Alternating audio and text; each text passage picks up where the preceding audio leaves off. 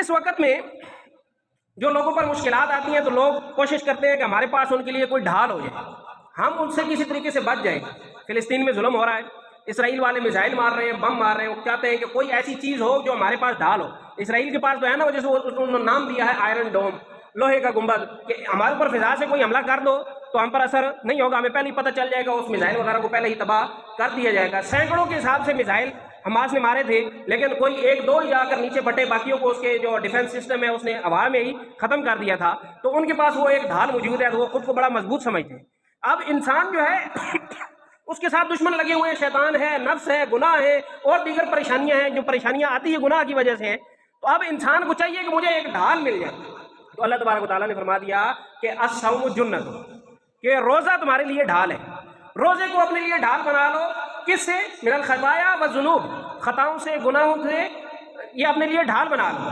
اور کس چیز سے تم ڈرتے ہو زیادہ؟ وہ اللہ تبارک و تعالیٰ کے عذاب سے ڈرتے ہیں، تو یہ روزہ اللہ کے عذاب سے بھی یہ نجات دیتا ہے، اللہ تعالیٰ کے عذاب سے بھی وہ ڈھال ہے۔ الصوم جنۃ یستجن بها العبد من النار، کہ روزہ یہ ایسی ڈھال ہے کہ جس کے ذریعے سے بندہ نار سے، آگ سے اپنا بچاؤ کرتا ہے۔ تو یہ بچاؤ اس وقت تک ہوتا ہے کہ جب تک انسان خود اس ڈھال کو پھاڑ نہ دے۔ انسان نے ڈھال ہاتھ میں پکڑی اور خود اس کو تلوار مار دے، ڈھال تو گئی، ختم ہو گئی۔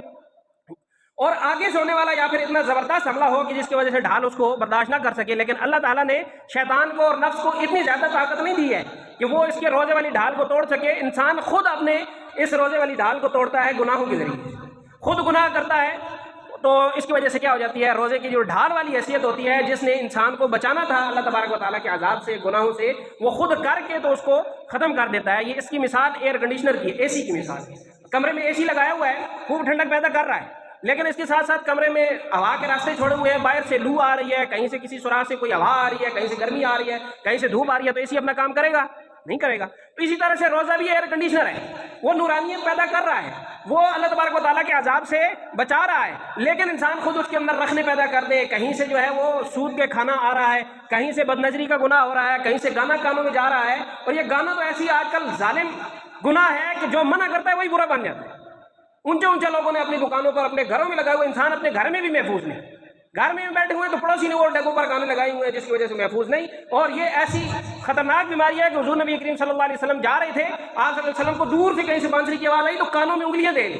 جو ساتھ موجود تھے ان کو کہا کہ جب یہ آواز ختم ہو جائے تو مجھے بتانا۔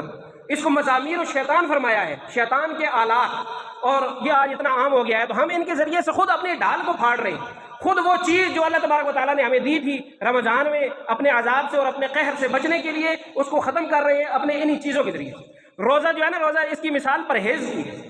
پرہیز جو ہوتی ہے وہ علاج سے بہتر ہوتی ہے۔ انسان دوائیاں لیتا رہے، اور مثلا بلڈ پریشر کا مریض ہے، دوائیاں لیتا رہے اور اس کے ساتھ ساتھ نمک کھاتا رہے، تو اس کو دوائی کوئی اثر نہیں کرے گی جب تک کہ وہ نمک نہیں چھوڑے گا۔ روزہ بھی اپنا اثر اس وقت تک نہیں کرے گا کہ جب تک انسان سارے جسم کا روزہ نہیں رکھتا، گناہوں کو نہیں چھوڑتا، اس وقت تک روزے کے اندر وہ برکات، وہ انوارات، وہ تجلیات وہ انسان کو نہیں ملیں گی۔